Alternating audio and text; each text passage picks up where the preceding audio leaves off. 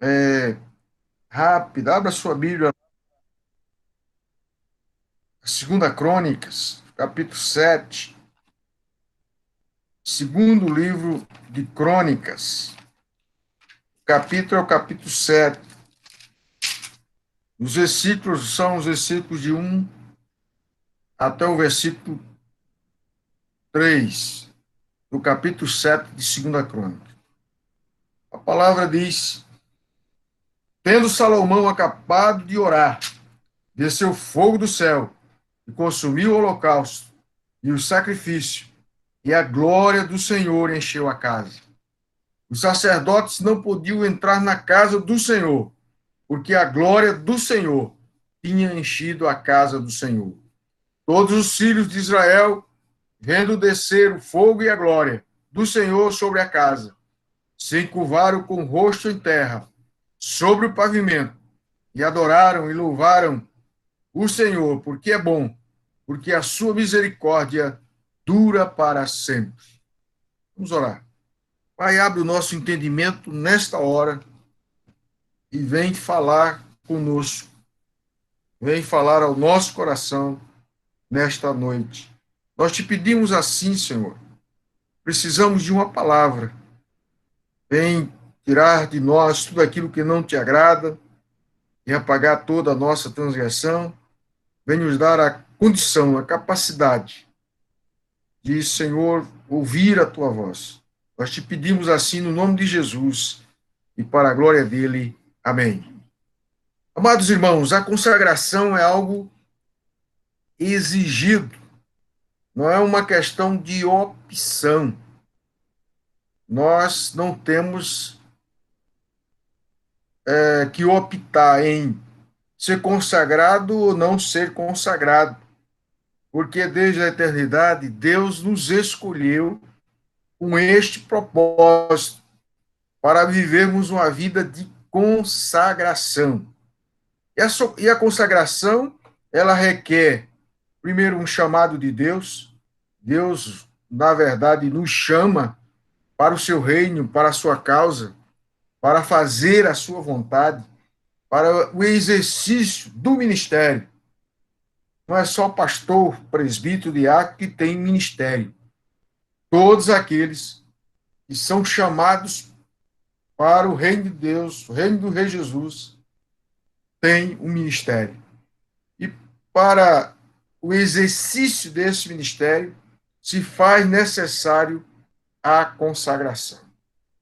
Sem consagração, nós não iremos adiante. Sem consagração, não há resultado eficiente para o trabalho que estamos fazendo, o Deus nos chamou para fazer.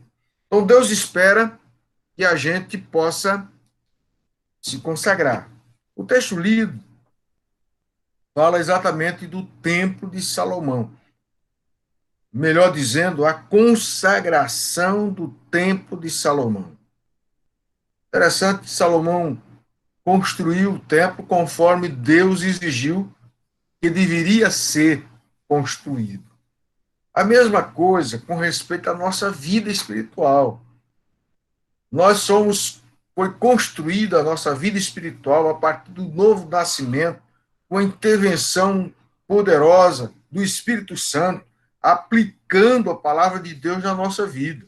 Assim como Salomão foi usado, é claro que Deus levantou todos aqueles que trabalharam no templo, com a capacitação do Espírito para fazer tudo o que era necessário no templo. E é o Espírito Santo, amados, que nos dá as condições, ou nos capacita e nos dá a qualificação para que a gente possa exercer o ministério. E é o Espírito Santo quem nos torna nova criatura para que Deus possa nos encaminhar para aquilo que ele determinou que a gente fizesse. E às vezes você está aí, mas nem sabe qual é o seu ministério. Qual é o meu ministério, pastor? O senhor tem um ministério pastoral, os presbíteros têm um ministério de ser presbítero, o diácono tem um ministério de ser diácono, e eu, que ministério tem? Vamos falar depois um pouquinho sobre isso, rapidamente, mas nós gostaríamos de colocar algumas verdades desse texto. Primeira coisa, para que a consagração se efetive de forma plena, é claro que todos nós que somos novas criaturas, potencialmente já fomos consagrados. O Espírito Santo habita em nós. Nós somos o quê? O templo do Espírito Santo. Então, o templo do Espírito Santo e o Espírito Santo habita em nós. Mas a consagração, ela traz uma verdade grandiosa, abençoadora e poderosa para o exercício do ministério. Porque uma vez que a gente se consagra, o Espírito Santo não só mora em nós, habita em nós. O Espírito Santo dirige os nossos passos. O Espírito Santo nos guia pelo caminho certo. Ao invés das nossas mazelas, aparecem os frutos do Espírito na nossa vida. Então, a consagração, aliás, é extremamente necessário o exercício do ministério, porque quem faz a obra do Senhor, quem edifica a igreja, quem abençoa as pessoas, não somos nós. É o Senhor que faz isso através de nós. E sem consagração, não há possibilidade. Vamos olhar para o texto de Salomão. Primeiro, Salomão, no capítulo 6, ele terminou de construir o templo, ele orou ao Senhor. Então, consagração começa com oração. Não faça como aquela senhora que diz: pastor, nós estamos orando demais, é muita oração.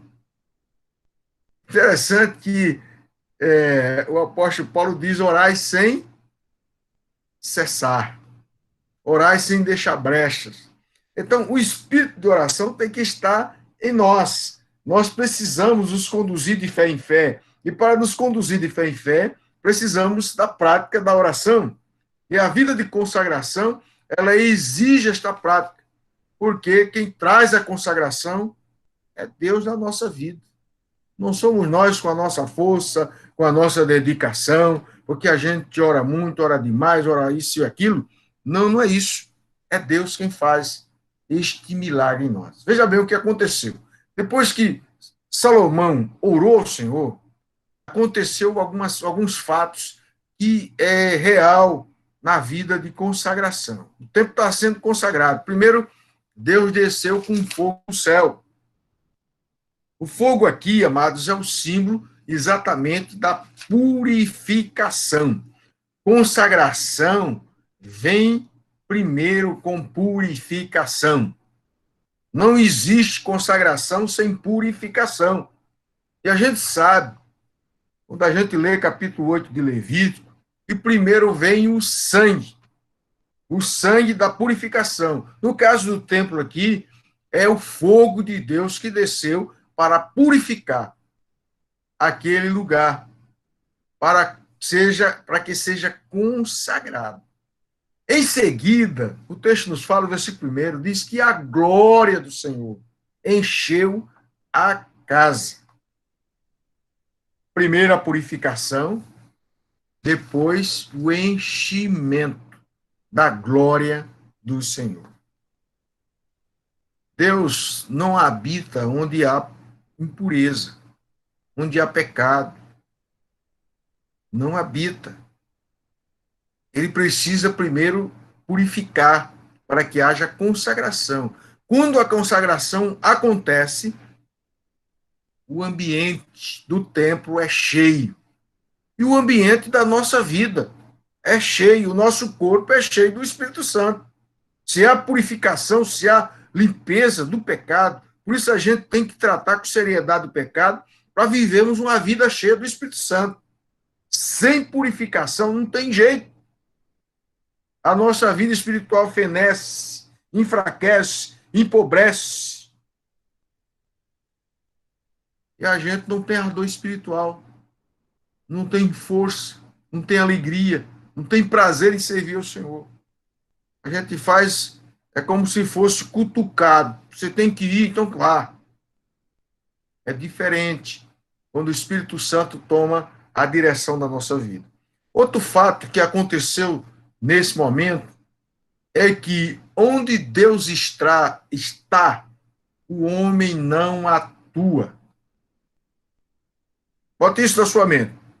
Onde Deus está, o homem não atua. É Deus quem faz as coisas. É Deus que opera as maravilhas. Lembra que ninguém podia entrar para fazer qualquer coisa no templo, porque Deus estava lá. A glória dele, a presença dele estava naquele lugar.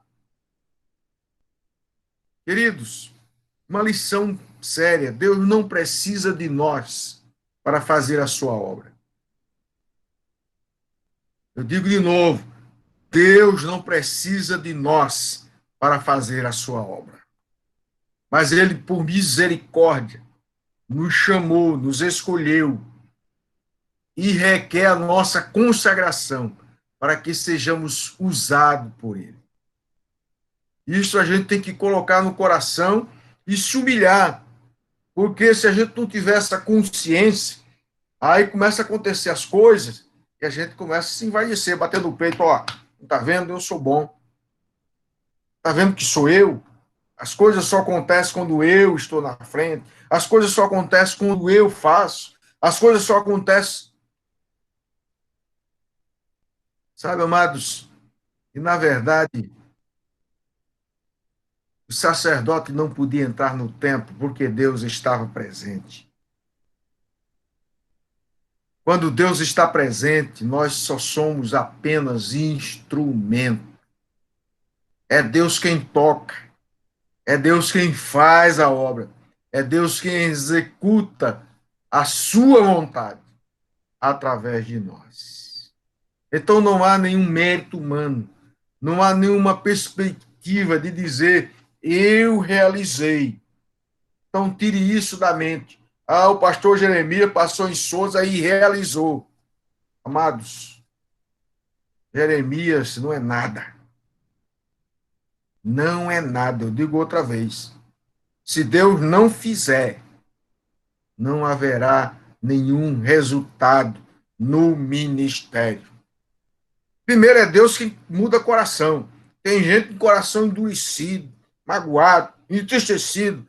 Pastor, e agora? Que eu... É Deus quem vai fazer. Eu vou orar. Eu vou orar para Deus fazer isso. Mas, queridos, lembre dessa verdade. Quando Deus está em ação, o homem está ausente, porque a glória é somente dele. A exaltação é somente dele. A nós cabe apenas, aí é o terceiro ato, diz o versículo 3, que eu gostaria de orar, de ler para vocês este versículo 3, que ele é interessante, ele nos chama a atenção. Diz assim: todos os filhos de Israel, vendo descer o fogo e a glória do Senhor sobre a casa. Primeira atitude, se encurvaram com o rosto em terra sobre o pavimento. Amados, quando Deus aparece, quando Deus está em ação, quando Deus está exatamente fazendo a sua obra através daqueles que se consagram inteiramente a Ele, o povo só tem uma atitude de se encurvar. É claro que Satanás se levanta, mas o povo se encurva diante do Senhor, porque eles enxergam o fogo e a glória. O fogo da purificação, para lhe mostrar que eles estão em pecados e precisam se arrepender. Mas também de se humilhar, porque a consciência da presença do Senhor nos leva a essa atitude de prostração, de reconhecimento que Deus está presente. Amados, nós não somos deístas, nós somos teístas, nós cremos num Deus presente, num Deus que é real. Agora falta-nos consagração para que o fogo e a glória estejam em nós e o povo se dobre diante da presença do Senhor. Aí haverá outras atitudes quando houver essa humildade, essa humilhação diante de Deus. Eles se encurvaram com o rosto em terra sobre o pavimento e adoraram e louvaram ao Senhor, porque é bom, porque a sua misericórdia dura para sempre. Amados, este é o processo do culto a Deus. Se Deus está agindo, é do modo dele, é da maneira dele. Ele é quem comanda, ele é quem dirige, ele é quem toca nos corações, ele é quem nos faz encurvar na sua presença. E aí, depois do arrependimento, depois da consideração da fraqueza e da nossa nulidade, só nos resta louvar o Senhor. Foi isso que o povo fez. Levantou a sua voz em adoração e louvor ao Senhor, em engrandecimento do nome do Senhor. Então, queridos, sem consagração não há possibilidade de adoração. Sem consagração, Deus não está presente agindo. Sem consagração, não há resultados eficientes para que a igreja se mobilize e seja uma bênção nas mãos do Senhor. Sem consagração, queridos, o homem está no comando, o homem está na direção, o homem é quem dita as normas. E às vezes a carne fala alto nessas horas. Então é preciso consagração para que Deus se manifeste e o homem fique no seu devido lugar. Só há uma alternativa diante da presença: prostração, rosto em terra, humilhação, porque ele é Deus, santo, santo e santo. E diante dele, resta-nos só uma alternativa: arrependimento. Depois do arrependimento, adoração, louvor, exaltação ao seu nome. Então, que Deus coloque esta verdade dentro do nosso coração. Deus espera da minha parte, da sua parte, consagração. Você é templo do Espírito Santo. E o Espírito habita em nós. Mas ele não quer apenas morar em nós. Ele quer dirigir a nossa vida. Ele quer nos levar para a prostração, para que o fogo e a glória desça sobre nós, para que a presença do Senhor encha a todos aqueles que são templos do Espírito, encham da sua glória, e assim a gente possa fazer a sua vontade de forma humilde, para a glória e honra do seu nome. Então, queridos, não esqueça jamais a importância da oração. Deus nos chama para a vida de oração, para que haja consagração na nossa vida. Então, que ele aplique no nosso coração esta verdade. Nós